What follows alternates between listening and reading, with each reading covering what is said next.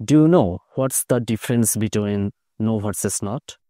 Maybe আপনি জানেন, no এবং নট দুইটাই না বোঝায়, নেগেটিভ অর্থ দেয়। এদের ব্যবহার বিধি কিন্তু আলাদা। যেমন ধরুন, নো যেটা সেটা কিন্তু নাউনের পূর্বে ব্যবহৃত হয়। অপরদিকে নট যেটা সেটা কিন্তু অক্সিলারি ভার্বে পরে বসে। আবার নো যেটা সেটা কিন্তু নাউনকে মডিফাই করে, নাউনের জন্য নো বসে। আর নট যেটা সেটা কিন্তু ভার্বকে মডিফাই করে।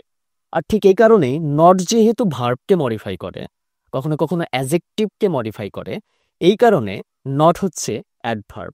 অপরদিকে নো যেহেতু নাউনের আগে বসে এবং নাউনকে মডিফাই করে, দ্যাটস ওয়াই নো হচ্ছে অ্যাজেক্টিভ। খুব সহজ এক্সাম্পল দেওয়া যেতে পারে। নো এর এক্সাম্পল এরকম হতে পারে, আই হ্যাভ নো পেন। এটার অর্থ কি? আমার কোনো কলম নেই।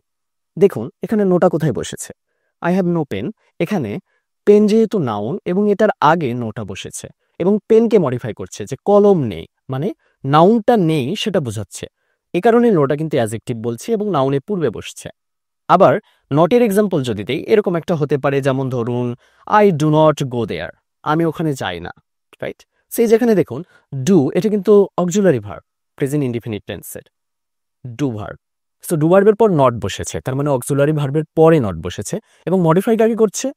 গোকে। আই ডু নট গো দেয়ার, তার মানে যাওয়াকে মডিফাই করছে, মানে ভার্বকে মডিফাই করছে। এই কারণে এটা কিন্তু অ্যাডভার্ব হয়ে যাচ্ছে এবং অক্সিলারি ভার্বের পরে বসছে।